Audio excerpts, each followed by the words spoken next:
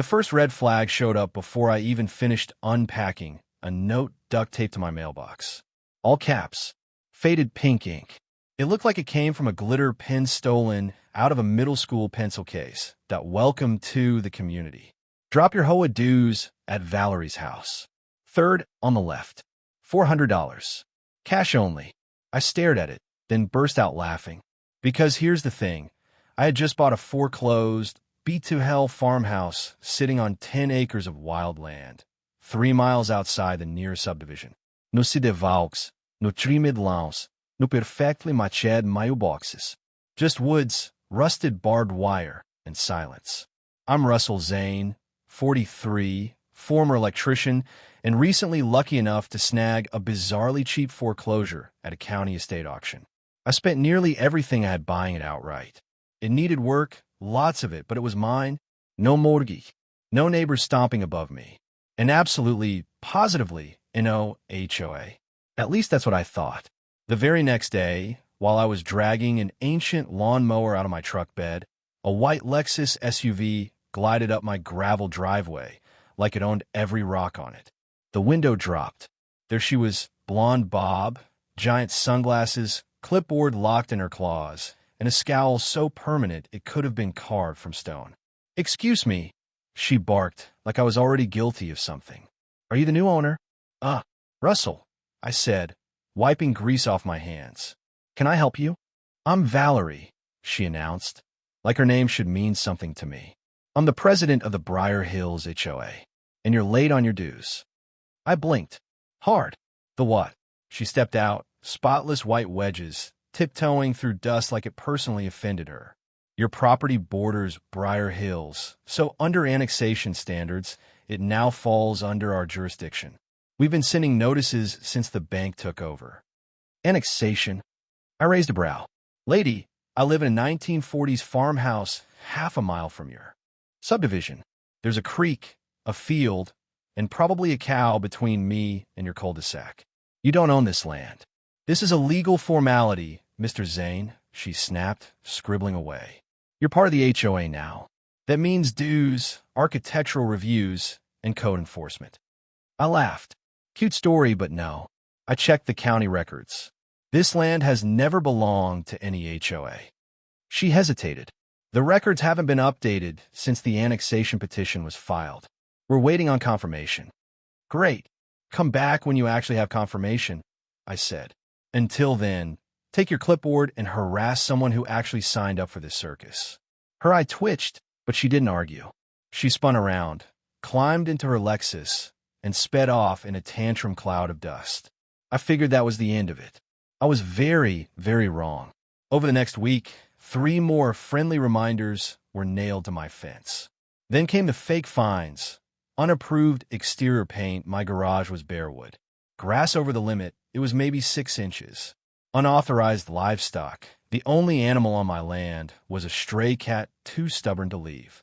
Now I was suspicious.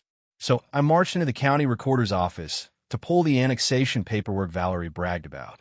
There was nothing. No petition. No filings. No expanded map. Briar Hills had 0 legal claim to my land. They were bluffing, and I decided I wasn't letting it slide. The next morning, I was tearing out rotten porch steps when a tow truck rolled into my driveway. The driver didn't move, just stared at my truck like a bounty target. "You lost?" I asked. He held up his clipboard. "Order to tow a gray F. $150 for delinquent HOA fees. Says it's parked on HOA property." I pointed down the dirt road. "You see any HOA signs? You're on private land, a mile outside their boundary." He squinted at the paper. "Address says Lot 74, Briar Hills." "Yeah, well, this is County Parcel 32. Different everything." He shifted, uncomfortably. "They told me it was part of a new annexation." "Then they lied," I said. "And if you touch my truck, you'll be charged with attempted theft." That did it. He tossed the clipboard aside and backed out fast. I didn't even go back to my tools. I drove straight to zoning. Todd, a wiry clerk who sounded like gravel, pulled up my file. "Your boundaries haven't changed since 1978, he said. "No petitions, no overlays, no permits. You're not zoned for HOA control." Then how are they telling tow companies I'm on their land? He frowned. If someone forged a plat map and sent it to vendors, it wouldn't go through us. That's civil fraud. Who handles that? Start with the sheriff, he said. Bring everything. By sundown, I had a folder an inch thick, maps, deeds, tax records, and a notarized statement confirming Briar Hills had zero authority over me. Deputy Ray, exhausted and irritated, flipped through the file. They've been issuing you fines? She asked. And trying to tow your truck? She leaned back. That's not harassment. That's impersonating legal authority. If documents were falsified, we're talking felony charges. So what now? We open a case, she said. If they're smart, they'll back off. They weren't smart. 2 days later, I came home to a bright red sticker on my front door. Condemned, unsafe structure vacate. Immediately no date. No signature. No county seal. Just another glitter pen HOA note taped under it. Per HOA Code 189, all unsafe dwellings are subject to enforcement. Non-compliance will result in penalties. I didn't even touch it. I drove straight to the real building inspector. Harris, built like a bulldozer, stared at it. We don't use these, he said. Condemnations are printed, signed, and filed. This is fake and illegal. Only the county can condemn a property. That night, I set up 3 hidden trail cams, 2 watching the driveway, 1 pointed at the front door. Then I waited. Sure enough, just after dusk, a white Lexus rolled up. Valerie stepped out, holding more fake stickers and a roll of tape. From the shadows of my barn, I watched her peel off the last notice and slap on a fresh one. Final warning. Finis escalating. I recorded everything, every step, every sticker, every second she trespassed onto my land. The next morning, I took the trail cam footage straight to Deputy Ray. She watched the video without saying a word, then let out a slow whistle. You weren't exaggerating. Can you arrest her? I asked. Not yet, she said. But this is enough for a warrant. By the end of the week, the sheriff's department had executed a full search warrant on the Briar Hills HOA office, which turned out to be nothing more than a converted pool house behind Valerie's home. Inside, they uncovered doctored plat maps, fake fine notices designed to look government-issued, and a spreadsheet tracking revenue from dozens of properties that, just like mine, weren't even part of the HOA. Turns out I wasn't the only target. A retired couple near the old mill had paid over $2,000 after being threatened with fake legal action. A disabled veteran down the road was told he'd lose his VA assistance if he didn't comply with HOA mandates. All lies, all backed by forged documents. Within days, the county prosecutor launched a case. Valerie was arrested on charges of fraud, impersonating a public official, and attempted extortion. Her bail was set so high she didn't walk out. The rest of the board scrambled. 2 members resigned immediately. Another hired a lawyer and pretended he had no idea what Valerie was doing. No one bought it, especially after the emails surfaced. The best part? The county ruled that every penny collected through fraud had to be refunded with damages. The HOA's bank accounts were frozen. Their legal counsel quit the moment the criminal charges hit. As for me, I got a formal apology from the sheriff and a letter from the county commissioner thanking me for blowing the whistle on the scam. But the real victory came later. I invited everyone to a bonfire next month. Just about everyone who'd ever been targeted, farmers, retirees, vets, showed up. We burned every fake fine, sticker, and letter they'd ever gotten. Somebody brought marshmallows. Somebody else pulled out a guitar. Under the stars, we promised. No more getting steamrolled by people with clipboards and a God complex. Not here. Not ever again. Because out here, you mess with people who can wire a barn, mend a fence, and call a bluff, you'd better be ready for the whole house of cards to collapse. 2 weeks after the bonfire, I just finished duct taping a cracked vent pipe on my roof when a county vehicle pulled up beside the barn. A tall man in a brown blazer stepped out, holding an honest-to-God leather portfolio like it was a shield. Someone door-to-door pretending to be municipal code enforcement. I leaned on the railing. You're telling me this went on for almost a decade and nobody caught it? HOAs operate in a legal gray zone, Hallbrook said. They're private entities. Unless someone files a complaint with evidence, no one audits them. Most people just pay to avoid trouble. Well, I said, they messed with the wrong guy. That's why I'm here, he replied. We need your help with the civil racketeering case. Racketeering? I blinked. Hallberg nodded. They created a fraudulent enterprise to extract money under false legal authority. That falls under RICO statutes. I'd seen enough crime documentaries to know that was serious, the kind of serious reserved for mobsters. Over the next several days, I worked closely with a state investigator named Leanne. No nonsense. Sharp as a blade. Body cam always running. She asked for access to the rest of my trail cam footage. I gave her everything, timestamps, metadata, the full archive. One morning, she called from a restricted number. Meet me at a property off Route 61, she said. When I arrived, I saw what looked like an abandoned farmhouse, except the driveway was freshly graveled. 2 vehicles sat behind a camouflage fence, both registered to Briar Hills board members. Leanne handed me binoculars. Look at the mailbox.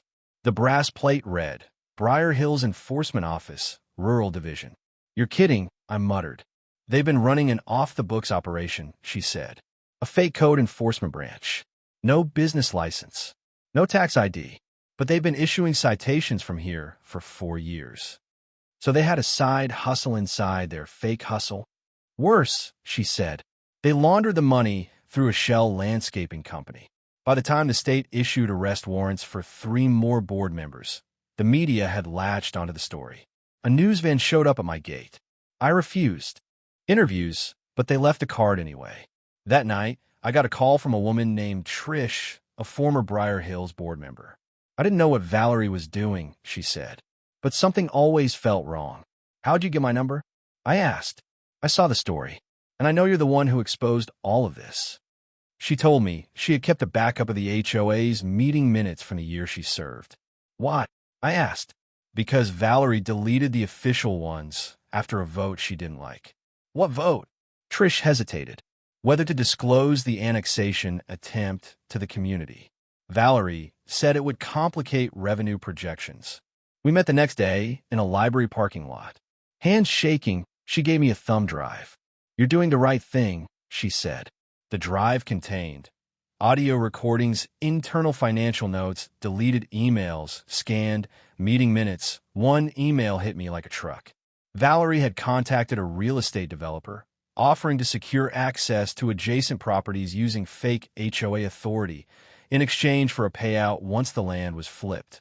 My land. So that was the real goal. Not dues. Not compliance.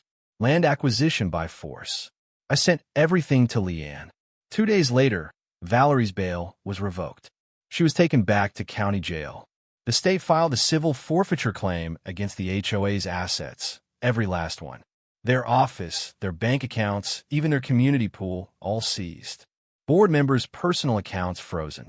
Developers subpoenaed. That night, Deputy Ray called me. They're filing to dissolve the HOA, she said. Judge's order. He called it an organized fraud ring disguised as a neighborhood association. I didn't speak for a moment. You still there? She asked. Yeah, I said. Just letting that sink in. Things moved fast after that. The residents of Briar Hills voted to replace the entire board with a neutral oversight committee. The county stepped in and helped them rewrite new bylaws once. That basically stripped the HOA's authority down to nothing. No more surprise fines, no more bogus code enforcement unless the city itself verified it first. They even invited me to the meeting, but I didn't bother showing up. Instead, I went back to the farmhouse and put my energy where it actually mattered. I rebuilt the porch steps using reclaimed lumber, fixed the attic vent that kept inviting raccoons, and finally got that old windmill spinning again. One afternoon, while I was welding a new latch onto the barn door, a dusty SUV rolled up my drive. A young couple hopped out, introduced themselves as the Tanners, and told me they'd just bought the 10-acre lot next to mine. We heard everything that went down here, the woman said. Thank you for standing your ground. Most people would have just paid their way out. I shook their hands. You won't have to worry about that ever again. They stayed for coffee, and we talked about well pumps, solar setups, tractor part suppliers, the kind of conversations real neighbors have. No clipboards, no finis, no glitter pens. Just honest people trying to live on their own land. And for a moment, it finally felt like the chapter was closing. Then, on the first frosty morning of the season, a certified letter arrived with a shiny state seal stamped across it. Not from a sheriff, not from a court, something new. The State Board of Real Property Oversight. Inside was a formal notice telling me I'd been listed as a primary witness in a statewide investigation into fraudulent property control schemes. Turns out, the rabbit hole went deeper than I ever imagined. They wanted every document I'd collected submitted to state archives. So I loaded everything into a banker's box and drove to the Capitol 2 days later. The underground parking garage smelled like old oil and dust. When the elevator doors closed, I caught a glimpse of myself, flannel shirt, worn jeans, boots coated in cement powder. I wasn't dressed for. Thought for a second. Not directly, but I saw emails where she promised a developer she could secure it if given time. The woman nodded. We suspected that. It matches the other cases. By noon, they released me. Holbrook walked me to the lobby. There'll be a full audit across every county, he said. The Attorney General is preparing statewide injunctions against all known board members. Valerie's facing federal charges, wire fraud, conspiracy, racketeering. She'll do time, and restitution's guaranteed. I drove home in silence, radio off, documents riding shotgun. For the first time in months, something felt like resolution. At the farmhouse, the wind had picked up, scraping leaves across the porch. I stored the files in the attic, sealed, labeled just in case. Then I got back to work. The next few weeks were peaceful. No strange cars. No glitterpensrits. Just crickets and the occasional hawk overhead. Then in late November, a check arrived, court-ordered restitution from State Escrow Fund. Not a windfall, but more than I expected. Enough to fix the cracked septic lid and bury a new power conduit to the barn. Instead of cashing it, I walked the property. Every fence post, every inch of barbed wire, every patch of tall grass, it was all mine. Not just legally, not just technically, but truly, unmistakably mine.